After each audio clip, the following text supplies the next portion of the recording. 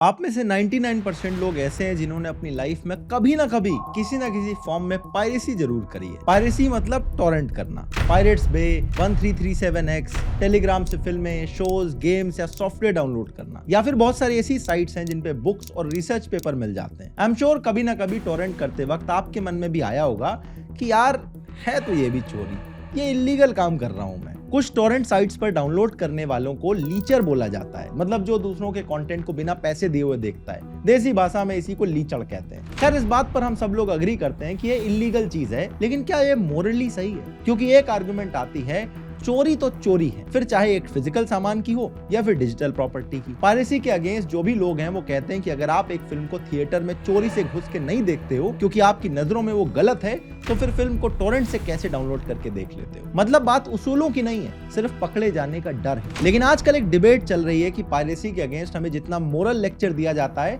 वो सही नहीं है। गेम ऑफ थ्रोन्स 2012 का सबसे ज्यादा पायरेटेड शो था, लेकिन जब इसके बारे में शो के क्रिएटर से पूछा गया तो उन्होंने कहा कि पायरेसी की वजह से ही ये शो इतना पॉपुलर हुआ है। मुझे पायरेसी से कोई प्रॉब्लम नहीं है। और रही बात बुक्स की, तो एक बेस्ट सेलर बुक की पहचान ही यही है जब उसकी पायरेटेड कॉपी सिग्नल पे बिकनी शुरू हो जाए। बहुत अच्छी बिक रही है। तो असली वाले की नकली है, ऑनलाइन का कॉपी।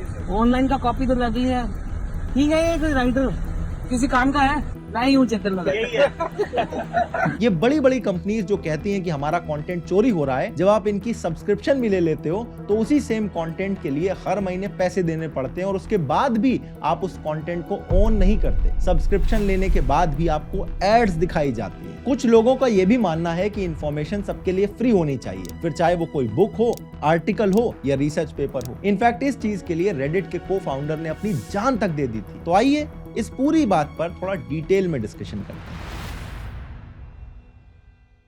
अगर पायरेसी की हिस्ट्री की बात की जाए तो एग्जैक्टली हम ट्रैक नहीं कर सकते, क्योंकि पहले भी बुक्स को कॉपी किया जाता था। लेकिन अगर इंटरनेट पायरेसी की बात करें तो ये 90s में शुरू हो चुकी थी और अर्ली 2000s तक पायरेसी इतनी बढ़ गई थी कि इसके अगेंस्ट अवेयरनेस लाने के लिए एक स्पेशल एंटी पायरेसी एड बनाया गया।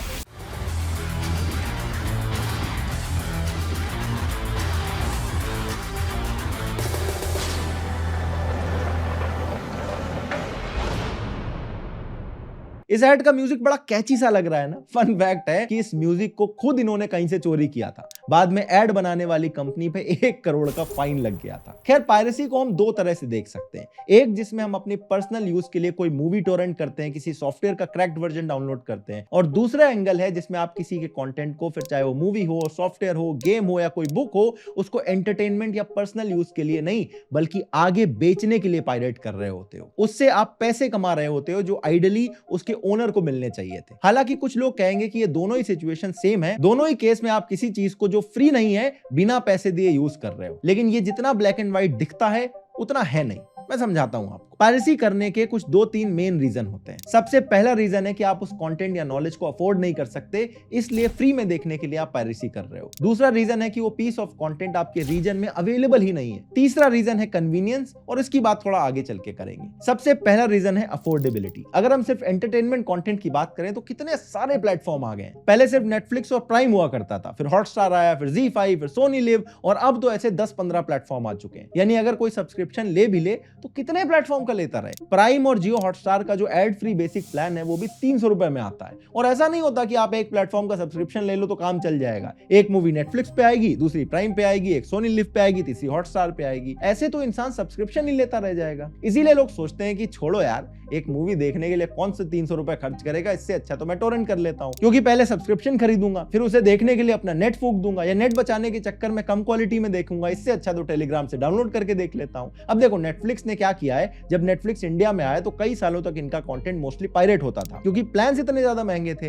लोग अफोर्ड नहीं कर पा रहे थे। तो इन्होंने क्या किया, बिल्कुल अफोर्डेबल प्लान ले आए। नेटफ्लिक्स को रियलाइज हुआ कि बहुत सारे लोग इंडिया में अपने फोन पे कंटेंट देखते हैं, इसने 150 रुपए का एक प्लान लॉन्च कर दिया। इससे लोगों ने भी सोचा कि यार टोरेंट पर मूवी ढूंढनी पड़ेगी, डाउनलोड करनी पड़ेगी, इससे अच्छा है सब्सक्रिप्शन ले लो, वैसे ही 150 रुपए में मिल रहा है, और प्रॉब्लम यहाँ पे सॉल्व हो गई। Amazon के साथ क्या प्रॉब्लम है, कंटेंट तो इनके पास बहुत सारा है और कई अच्छे शोज भी हैं, लेकिन आधे से ज्यादा कंटेंट रेंट पे लेना पड़ता है। अब अब जरा सोच के देखो, आपने प्राइम की सब्सक्रिप्शन ली है, उसके बाद भी आपको एक मूवी देखने के लिए अगर रेंट के पैसे देने पड़े, वो भी 48 आवर्स में एक्सपायर हो जाएगी, वो भी एक ऐसी मूवी जो 5 साल पहले आई थी, आपको कैसा लगेगा? एक चीज और नोटिस करना, जो कंटेंट आपको यहाँ पे रेंट करना पड़ता है वो किसी और प्लेटफॉर्म का होता है। जैसे प्राइम पे बहुत सारा कंटेंट लायंसगेट प्ले का होता है, तो भैया मैं उसी का सब्सक्रिप्शन ना ले लूं फिर। और सोच के देखो, Amazon प्राइम आपको किसी दूसरे प्लेटफॉर्म का कंटेंट शो कर रहा है जो फ्री में अवेलेबल ही नहीं है। इसका मतलब तो वो एड्स हैं, यानी मैं पैसे देने के बाद भी एड्स देख रहा हूं। या आप अपने प्लेटफॉर्म भरने के लिए कंटेंट डाल रहे हो ताकि देखने में लगे कि बहुत सारा कंटेंट अवेलेबल है इनके पास, लेकिन जब क्लिक करो तो पता चले खरीदना पड़ेगा। नेटफ्लिक्स भी एड्स वाला प्लान लाने की सोच रहा है। आप में से बहुत सारे लोग ऐसे होंगे जिन्होंने Amazon की सब्सक्रिप्शन सिर्फ इसलिए कंटिन्यू कर रखी है क्योंकि इसमें फ्री डिलीवरी मिल जाती है,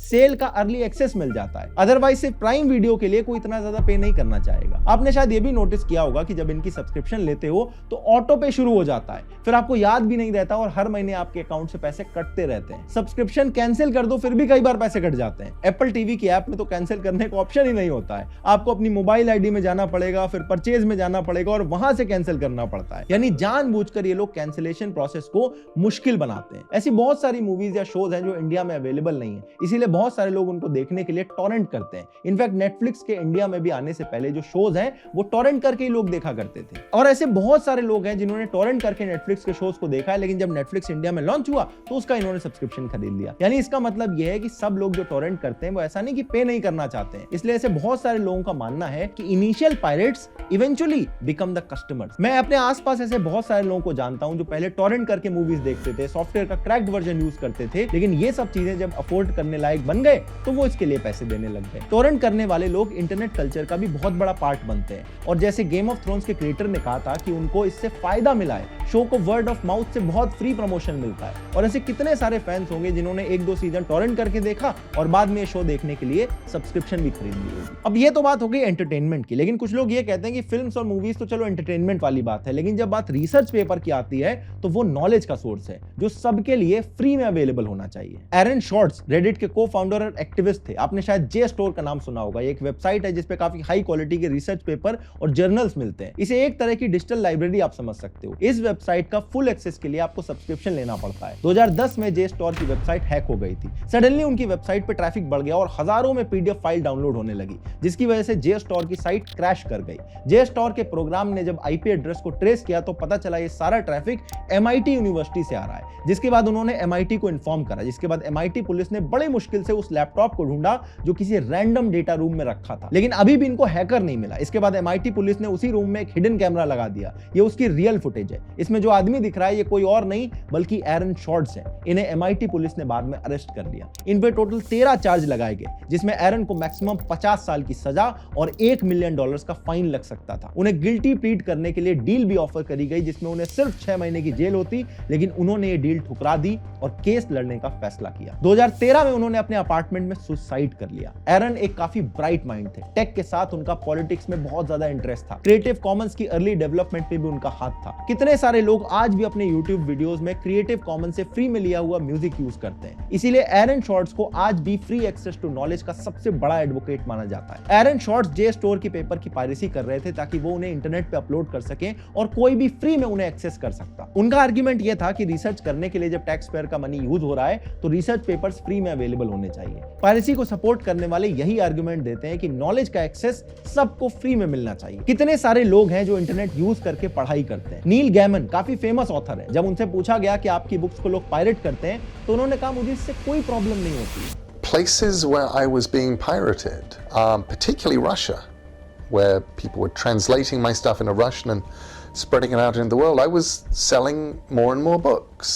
इनफैक्ट उन्होंने कहा कि हमने एक एक्सपेरिमेंट किया। उन्होंने अपनी एक बुक को 1 महीने के लिए फ्री में वेबसाइट पर अपलोड कर दिया। उन्होंने बताया कि इसके बाद बुक की जो सेल्स हैं उसमें 300% का ग्रोथ आया। One of my books and put it out for free. And what happened was sales of my books went up the following month 300%. क्योंकि बहुत सारे लोगों ने उन्हें उस फ्री बुक के थ्रू डिस्कवर करा और बाद में उनकी बाकी बुक्स को वो खरीदने लगे। उन्होंने कहा कि लोग एक दूसरे को बुक लेंड करके पढ़ लेते हैं और ऐसे ही मोस्टली लोगों ने अपने फेवरेट ऑथर्स को भी डिस्कवर किया है। और ये बिल्कुल सही बात है। कितने सारे लोग हैं जो ऐसी रीडिंग स्टार्ट करते हैं, किसी दोस्त से बुक मांग ली और बाद में खुद रीडर बन गए, फिर बुक्स खरीदने लगे। सॉफ्टवेयर भी एक तरह का टूल है। कितने लोग हैं जिन्होंने क्रैक्ड सॉफ्टवेयर पर स्किल सीखी है जो अदरवाइज उस सॉफ्टवेयर को कभी अफोर्ड ही नहीं कर सकते थे। और initial pirates first became customer letter वाली चीज यहाँ पे भी अप्लाई होती है। इनफैक्ट जो बड़ी बड़ी सॉफ्टवेयर कंपनीज होती हैं वो यूनिवर्सिटीज के साथ टाई अप करती हैं, अपना सॉफ्टवेयर तो फ्री में देती हैं या बहुत सस्ते दामों में स्टूडेंट्स को देती हैं, ताकि स्टूडेंट्स उनके सॉफ्टवेयर को सीख कर जब प्रोफेशनल वर्ल्ड में जाएं तो उसी सॉफ्टवेयर को यूज करके अपना करियर स्टार्ट करें और बाद में इनको पैसा देना शुरू कर दें। अगर मैं आपसे पूछूं फोटो एडिटिंग का एक सॉफ्टवेयर बताओ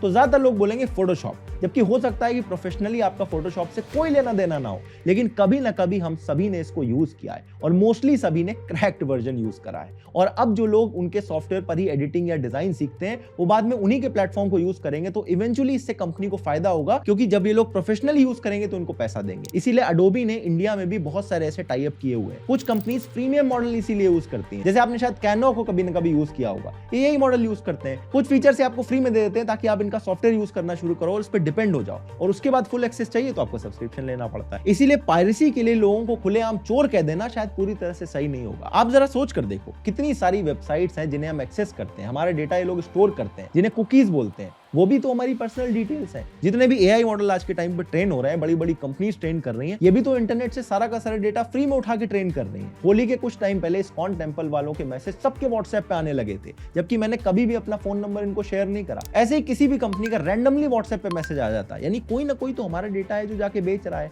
व्हाट्सएप, इंस्टाग्राम, फेसबुक सब आपका पर्सनल डेटा स्कैन भी करते हैं और यूज भी करते हैं और आगे जाके कंपनीज को बेच भी देते हैं। नेटफ्लिक्स की टीवी ऐप तक आपका डेटा चोरी करते हुए पकड़ी गई है। तो जब ये लोग हमारे डेटा से प्रॉफिट कर सकते हैं तो सिर्फ हमें मोरल लेक्चर क्यों दिया जाता है, हमें चोर क्यों बोला जाता है? बॉटम लाइन ये है कि टोरेंट करने वालों को चोर कहना पूरी तरह से सही नहीं होगा, लेकिन एट द सेम टाइम हमें यह भी इंश्योर करना चाहिए कि हम छोटे और इंडिपेंडेंट आर्टिस्ट को फुली सपोर्ट करें। उनके कंटेंट के लिए अगर हो सके तो जरूर पे करें। हाँ, हमारे लोग चिंदी चोर जरूर हैं और इस आदत को हमें सुधारना चाहिए। ऐसे लोग बहुत सारे हैं जो पे कर सकते हैं लेकिन फिर भी फ्री में मिल रहा है तो क्यों पे करना है? ये एटीट्यूड चेंज करने की जरूरत है। बाकी अगर आपके साथ भी ऐसा कभी हुआ है कि आपने पहले कोई फिल्म, बुक या सॉफ्टवेयर को फ्री में देखा और बाद में उसके पेड यूजर बन गए तो कमेंट जरूर करना। अभी कुछ टाइम पहले ही पायरेट्स बे के को फाउंडर की एक प्लेन क्रैश में डेथ हो गई थी, तो उनको भी इस वीडियो में एक श्रद्धांजलि बनती है। अगर ये वाला वीडियो आपको अच्छा लगा तो अगला वीडियो आपको और अच्छा लगेगा। स्क्रीन पे लगा दिया है, क्लिक करो और अभी देख डालो।